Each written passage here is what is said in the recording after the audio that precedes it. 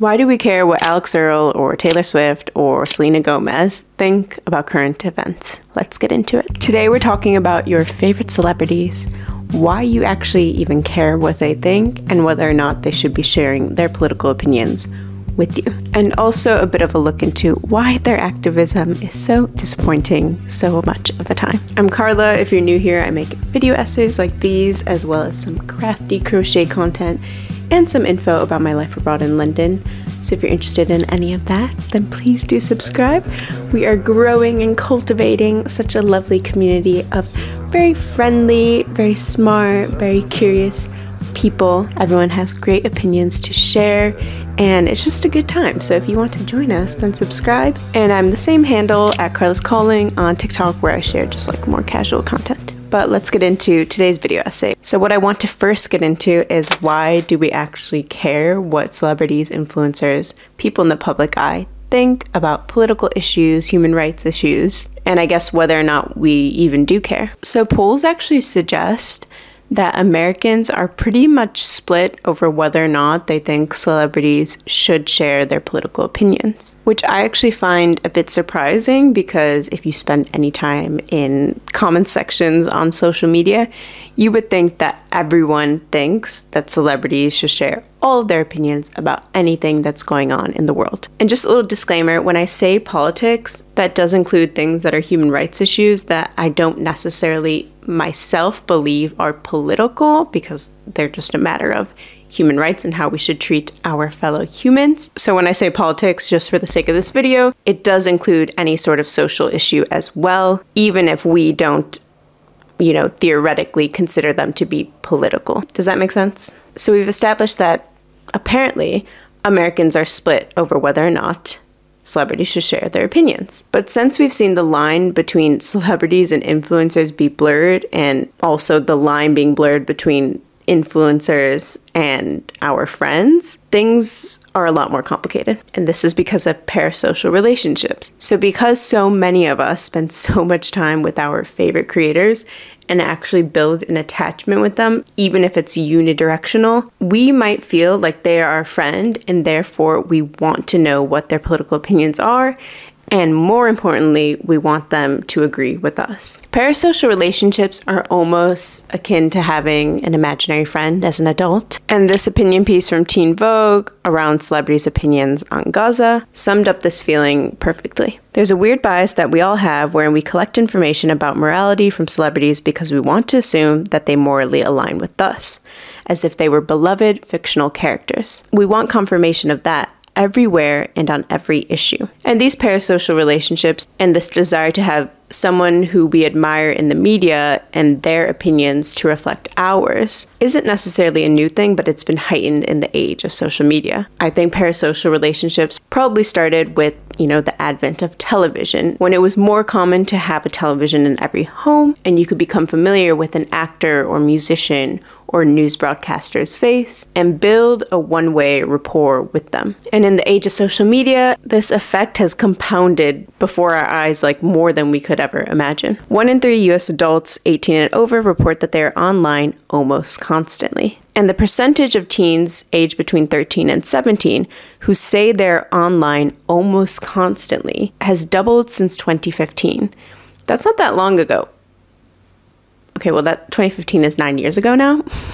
But still, for that amount to double in 9 years for the specific age group is pretty wild, but also to be expected. Things are changing really, really fast, and consequently, our relationships with influencers or celebrities, and sometimes that's the same thing, has also changed. Vance Ricks, who is an associate teaching professor of philosophy and computer science at Northeastern University, calls it an almost on-demand relationship. You get what you want from this celebrity, this influencer, when you want it. It doesn't matter. You might watch an old vlog. They might have a new video every single day. They might have multiple TikToks every single day. You can very much access this person when you want, as if they're your friend who doesn't have a job. And I say that's like unidirectional, but actually they are getting something from you as well. They're getting validation, maybe they're getting money, maybe they're getting notoriety, etc., etc. And Vance Ricks also suggests that maybe these parasocial relationships that we have with people online or in the media shouldn't be called relationships at all. Because you're not actually having any relations with this person.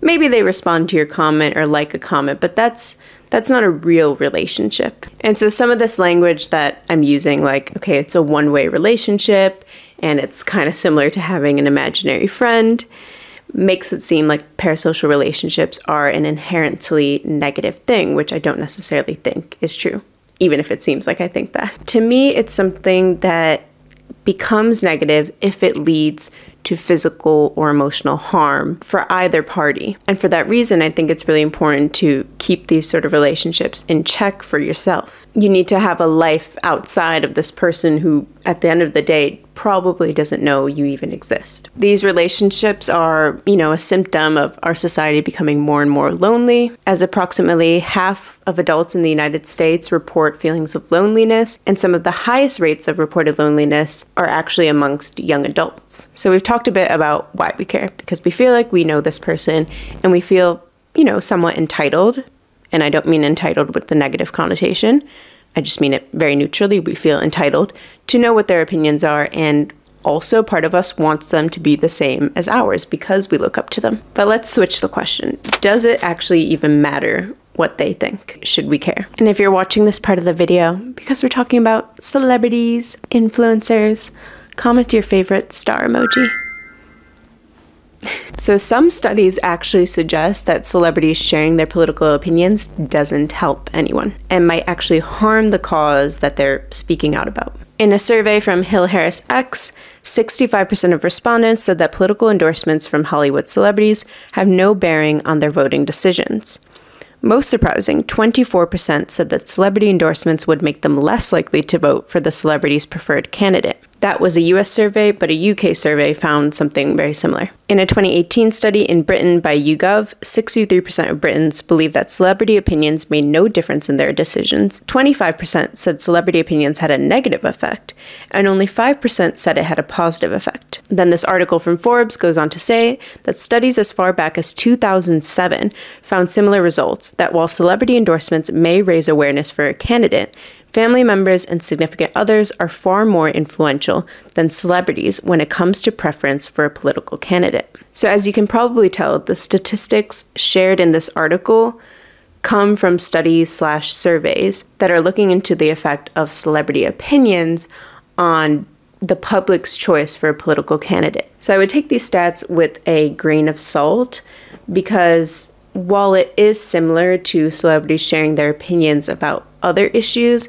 it's not exactly the same thing. But this does still give us a bit of a guideline to understanding how celebrity opinions actually shape our own actions that we take, voting being the action in this case. But to counter this and give an example that's not related to some sort of election, is the fact that one study found that celebrities may have helped shape anti-vaccine opinions during the COVID-19 pandemic, as reported by the BBC. Full disclosure, from my understanding, the study specifically and exclusively looked at the influence of negative tweets and social media posts from celebrities about the vaccine. So this study was looking a bit more into misinformation and how that affects the public. But it does still show us that celebrities sharing their opinions might lead to more people agreeing with them, as opposed to the previous statistics that show that celebrities sharing their opinions when it comes to an electoral candidate has the opposite effect. At the end of the day, I think that celebrity opinions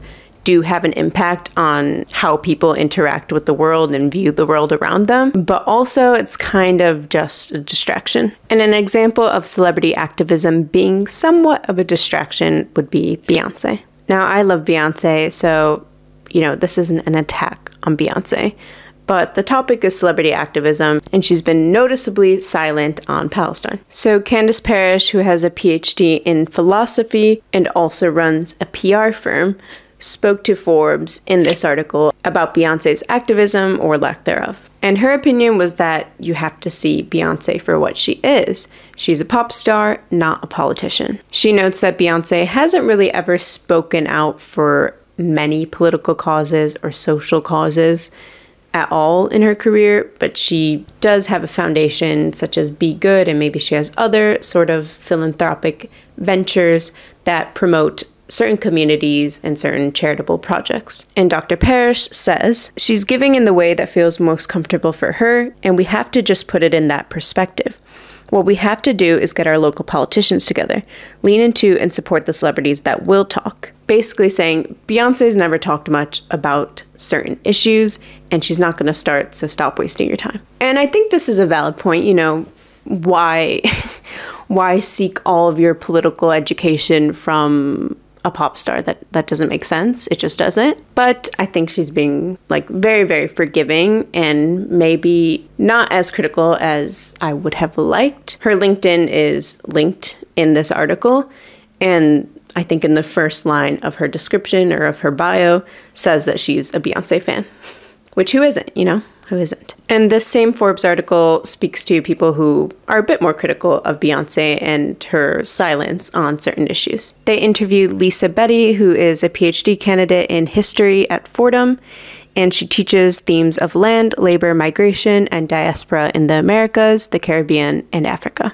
And she brings up the point that many celebrities, including Beyonce, have in the past used activism as a part of their brand or to promote the goods that they're selling. Basically saying that sometimes celebrities positioning themselves somewhere on the political scale can be a part of their business model and a way of appealing to your ethos. She gives examples of some real celebrity activists, but most of them aren't in the spotlight now. She says legends like Miriam Makeba, Nina Simone, Harry Belafonte, and even Aretha Franklin always showed up at important historical moments for human rights, against apartheid, and for Black activists and activism.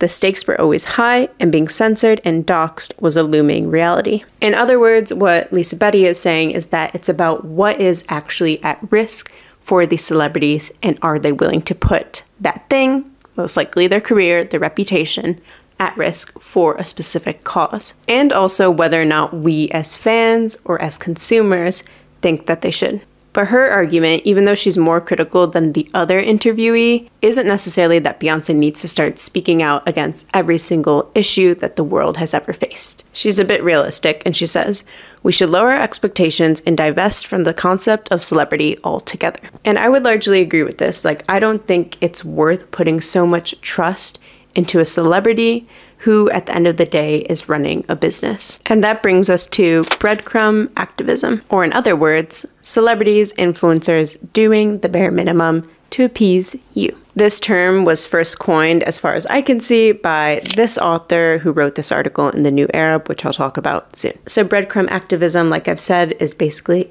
leaving little breadcrumbs for fans or consumers to keep them happy, to show that you care about what they care about, so that they continue to be your fan and ultimately to give you money. Some examples of this would be, you know, people freaking out because X celebrity liked X post about Israel and Palestine, and seeing that as a sign of solidarity. And this gives, you know, fans an opportunity to have a little, you know, sigh of relief that, okay, this person who I look up to, who I feel I have a connection with, who I have a parasocial relationship with, is a good person and believes in the same things that I believe in.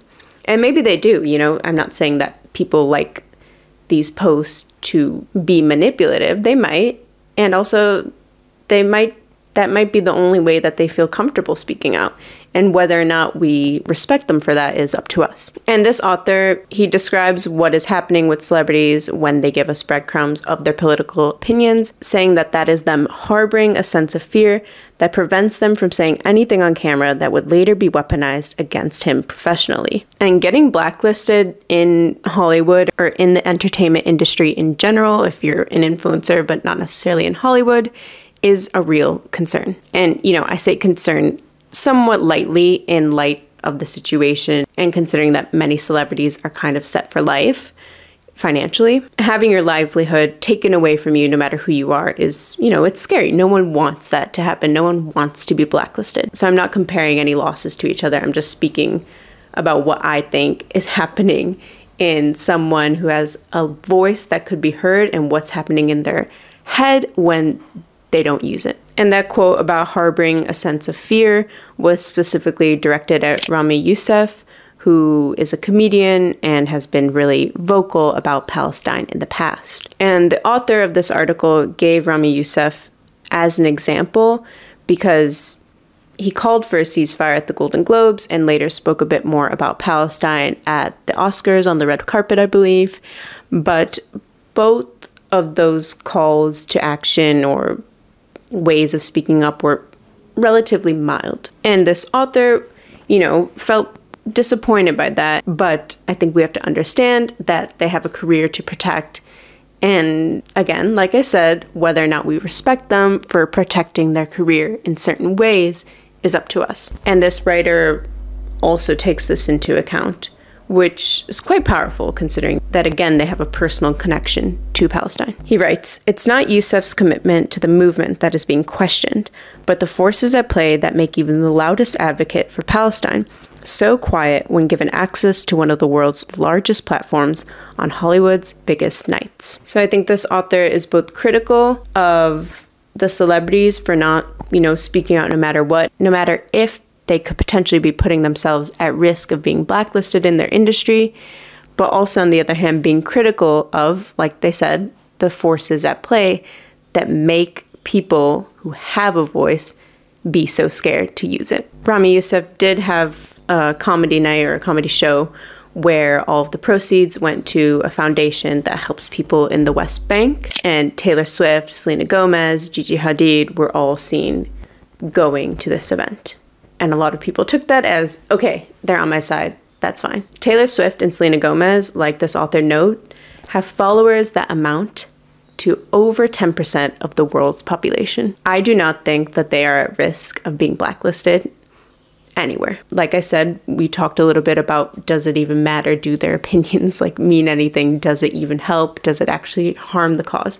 I don't know. I don't have all the answers, but I just want to throw that out there. I think sometimes there's a risk of being blacklisted and sometimes there's not. Okay, I'm getting a little heated. So let's talk a little bit about, how we can change our focus and look ahead. This op-ed in Teen Vogue spoke on this topic as well and kind of echoed the same sentiments that Lisa Betty had, who I quoted earlier, which was being critical of celebrities for not using their voice, while also reminding us to not put everything we have and put all of our energy into caring about what a celebrity thinks. She writes, "There is something deeply grotesque about the watchful lens on celebrity behavior in the middle of a human rights crisis. Celebrity platforms may be big and possibly transformative, but our desire to focus on their opinions in the middle of what one UN expert called a mass ethnic cleansing of Palestinians is a really transparent way to make the loss of innocence about ourselves." Again, it's a distraction and it keeps us from holding people who are in positions of political power and on the world stage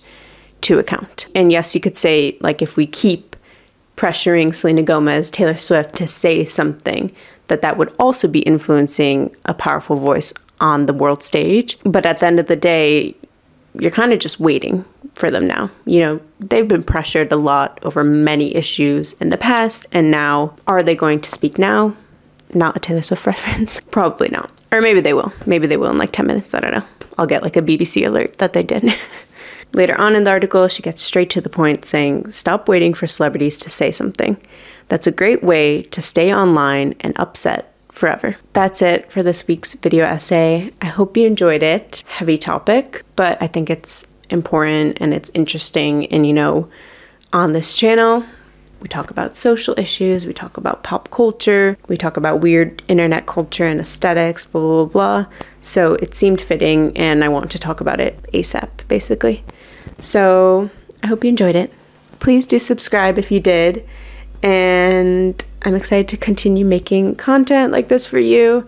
Really enjoying the video essays, and there will be more crafty content in the future, maybe some vlogs, but just let me know what you want to see, Let me know what you want to see. Thank you so much for being here, and I hope to see you next time. Bye!